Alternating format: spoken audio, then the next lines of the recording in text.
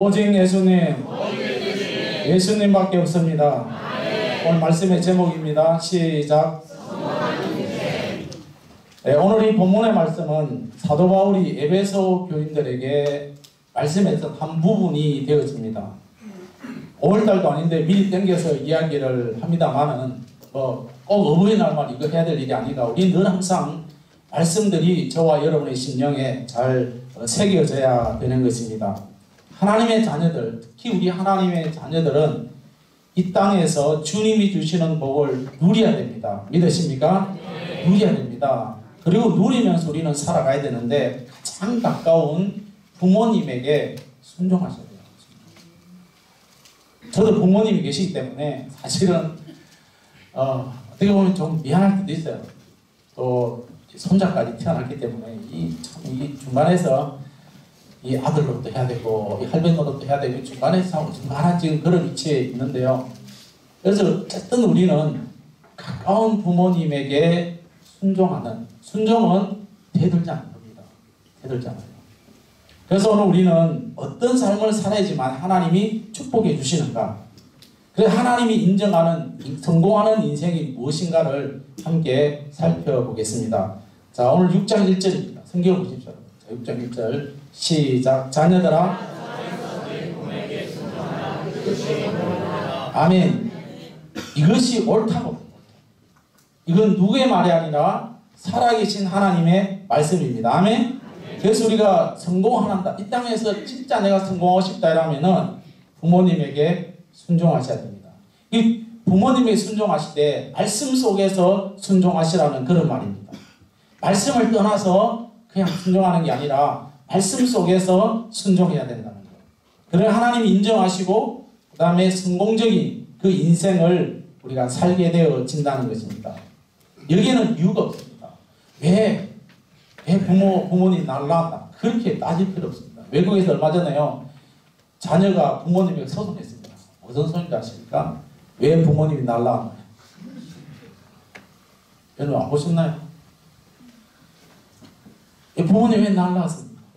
이것이 외국에 있는 그 이야기가 아니라 현세도 우리나라에도 말입니다. 왜 부모님이 나를 낳았습니까? 나한테 허락도 받고. 그렇게 하면서 대들은 자녀들이 얼마나 많은지 모릅니다. 우리는 하나님을 생각하기 전에 부모님, 우리는 눈에 보이지 않는 하나님을 잘 섬긴다고 한다면 눈에 보이는 부모님에게 우리 그분 앞에 순종하며 나아가야 되는 것입니다. 오늘 1절에 보면은 주 안에서라고 분명히 말합니다. 주님 밖에서 아니에요. 주님 안에서, 주님 뜻 안에서. 그러니까 주님 말씀 안에서 우리가 부모님에게 순종하라는 겁니다.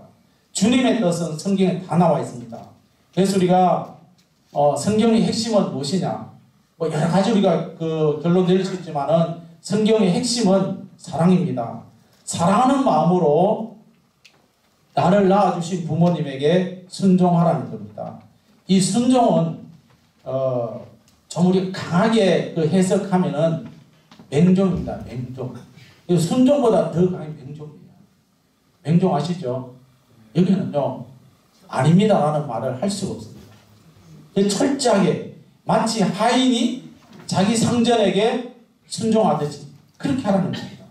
그래서 골로새 3장 20절에 보면은 자녀들아 모든 일에 부모에게 순종하라. 이것이 주 안에서 기뻐합니다. 주님이 기뻐하는 일은 눈에 보이는 부모님에게 순종하는 것입니다. 그래서 여러분들이 부모님 앞에 큰 소리 내면 안 돼요.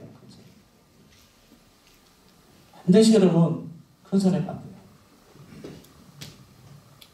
부모님에게 순종하지 못한다. 잠언 19장 13절에 보면은 미련한 아들은 그의 아비의 재앙이다, 그렇게 말합니다. 미련하다는 것은 뭐냐? 공부를 못해서 미련한 게 아닙니다. 어떤 권력에서 미련한 것이 아닙니다. 어떤 물질에서 미련한 것이 아니라 하나님의 뜻을 잘 분별하지 않는 것이 미련하다는 거죠. 성경은 하나님의 뜻을 잘 모르는 자녀들은 부모에게는 재앙이라는 그런 말입니다. 이제라도 우리는 사랑하는 마음으로 부모님을 공경하시기, 순종하시기를 바랍니다. 맹종까지는 못하더라도요, 맹종하면 좀 그렇지만은 어쨌든 순종. 그래서 부모님이 안 계시는 분은 여러분의 자신이 하나님의 말씀대로 순종하면서 자라나고 있는 자녀들에게 아름다운 그 믿음의 유산을 물려줄 수 있기를 예수님의 이름으로 축복합니다. 자, 2절입니다. 2절 성경 보세요. 시작. 아멘. 첫 계명이라 그렇게 말합니다. 이 말씀을 부모님을 약간 두려운 마음으로 공대하라는 그런 의미로 우리가 풀이할 수 있지만은, 그러나 부모님을 공경하셔야 됩니다. 부모님을 공경하는 이것도 말씀에서 이탈해서 공경하라는 것이 아니라 다 말씀 속에서 부모님을 공경해야 되는, 부모님의 가치를 높여주라는 거죠. 부모님의 가치. 여러분 부모님을 자랑하십니까? 자랑하셔야 돼요. 아, 우리 엄마는 뭐, 우리 엄마는 뭐, 그게 아니라. 우리 엄마는 맨날 뭐, 농사하면서 그게 아니라. 나의 부모님을 공경해. 높여줘요. 높여줘. 엄마는 몰라도 돼. 아빠는 뭘 모르는데. 그게 아니야. 우리 부모님들은 우리가 살아온 길들은 세대는 다르고 환경은 다르지만 다 살아오신 분들이에요. 그래서 그분을 높여주셔야 됩니다. 아멘. 자녀분들만 아멘. 높여주셔야 돼요. 부모님이 예수 믿어서 나를 위해서 기도해 주신다는 것에 대해서 감사하고, 그걸 높여주셔야 돼요.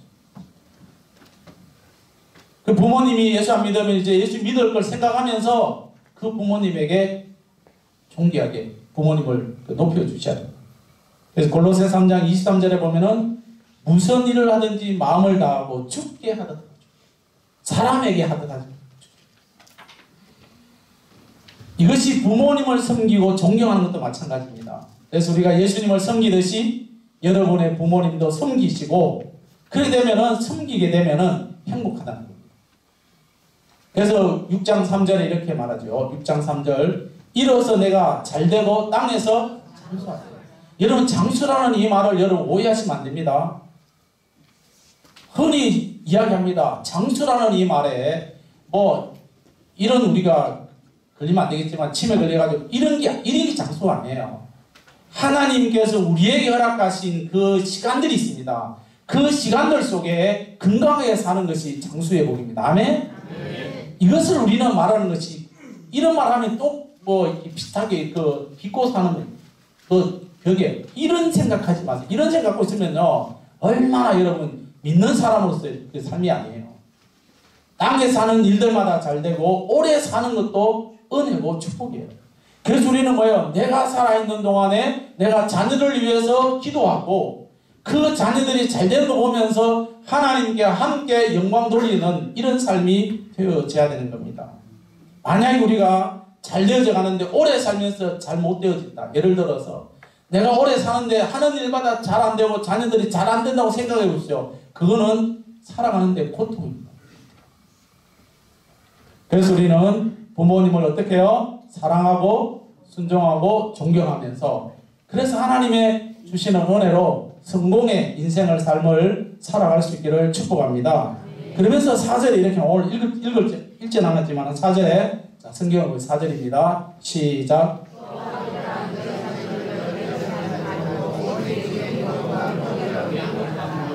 그래서 이제 자녀들 말했죠. 우리 엄마 나한테 이러면 안 되겠다라고 이제 생각했지만 그게 아니에요. 여러분 우리는요 자녀들을 노엽게 하지 말라는 이 말은 비인격적으로 대하지 말아요. 우리 비인격적으로 안 되잖아요. 분노하게 하고. 그리고 우리는 뭐예요? 자녀들은 부모들이 말하면은 괜히 하네요. 저도 20대 시절 지나고 보면 부모님 이야기하면 다 안 맞아요. 도대체 안 맞아요. 안 맞아요. 20대. 그렇지만은 여러분 부모님들이 말하는 것은 다 맞습니다. 다 맞아요. 예수 믿지 마라 이 말은 안 되겠, 이 말은 아니지만은 예수 안에 살아가는데 삶을 보면은 괜히 우리들은 젊은이들은 저도 젊은 게 살아왔기 때문에 그때는 막 부모님들 이야기하면 괜히 막 나를 미워한 것 같고 나를 얽매인 것 같고 이렇게 막 생각이 들지만은 그것이 아닙니다. 그래서 우리 부모님들은 교훈과 훈계로 자녀들을 양육하셔야 됩니다. 미국의 최고의 각부로 지냈던 록펠러라는 사람이 있습니다. 이 사람이 어마어마한 부자로 이제 삶을 살았는데 부모님에게 그가 어릴 때에 부모님에게 들었던 말은 성경 하나밖에 없습니다. 성경. 마지막까지 성경이에요. 마지막까지 말씀대로 살아라고 이야기하는데 록펠러의 어머니가 뭐를 물려줬느냐? 믿음의 유산을 물려줬습니다. 정말 멋있는 분이에요. 근데 그분하고 내가 저까지 지난번에 미국 가서도 악수 한번 못했어요. 못했는데 그분이 세웠던 1등 앞에는 가봤습니다. 있죠? 보여주세요. 이겁니다. 이 록펠러. 이게 이제 미국의 그 맨하탄 거리에 있는데 여기는요 이 중심을 해가지고 미국에 있는 모든 그 금융가들이 여기에 다 들어 있습니다. 이 록펠러 재단에서 뉴욕 시민들이 먹는 물값을 지금도 내고 있습니다. 이 재단에서 물값이 엄청 비쌉니다. 근데 이렇게 부자가 되게 까지는 어머니의 근데 아버지가 안 나오더라고요. 감사합니다. 어머니들 잘 들으시죠. 아버지는 안 나오고 어머니가 그 마지막까지 기도하는데 그 가난한 어머니 속에서 자라나면서 이제 삶을 마치기 전에 늘 항상 5가지를 먼저 이야기했답니다. 그래서 뭘 했는가 하면은 머리에 손을 얹고 기도하면서 이렇게 말했대요. 너는 일평생 예배당에 가면은 뒷자리에 앉지 말아라.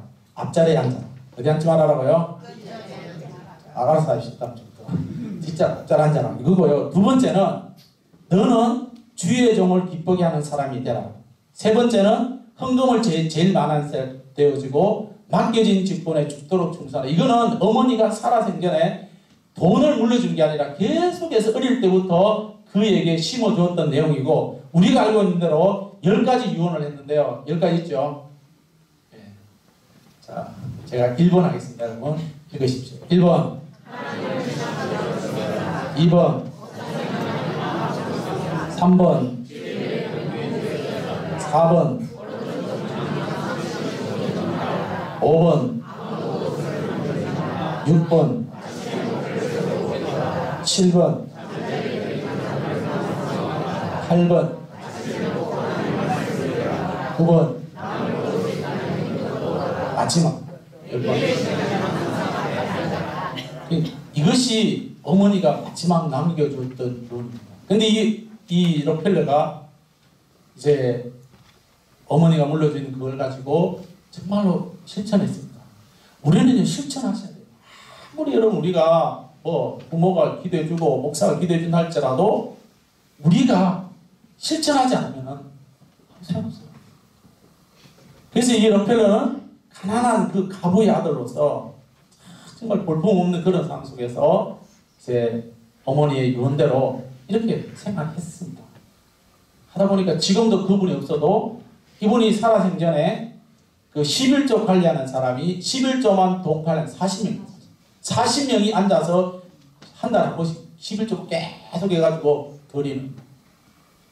그러니까 이 모든 것이 어머니의 기도. 또 그러나 더 중요한 것은 자녀들이 어떻게 보면 실천할 수 없잖아요. 그렇지만은 그가 실천함으로 말미암아 전 세계에 지금도 우리가 이 록펠러의 어머니의 기도, 록펠러의 삶을 우리는 기억합니다. 오늘 우리는 이 모든 것이 오늘 갑자기 이루어진 게 아닙니다. 물론 그 당시에 환경들을 우리가 다 따져보면 그렇지만은 그러나 지금도 하나님의 말씀대로 살아가는 성도들의 삶은 반드시 형통합니다. 믿으십니까? 하나님이 길을 열어주십니다. 하나님이 살아계시기 때문에 그렇거든요. 옆에 분에게 말씀하십시오. 하나님이 살아있나요? 돌아가셨나요? 물어보세요.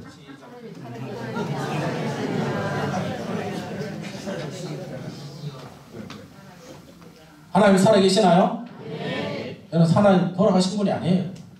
우리가 어떻게 보면은 교회 와서 예배 드릴 때는 하나님이 살아계시는데 솔직히 이 부분만 나서면 하나님이 돌아가신 것처럼 그렇게 우리가 얼마나 우울하게 살고 있습니다. 좀 당당하게 살아가시기를 축복합니다.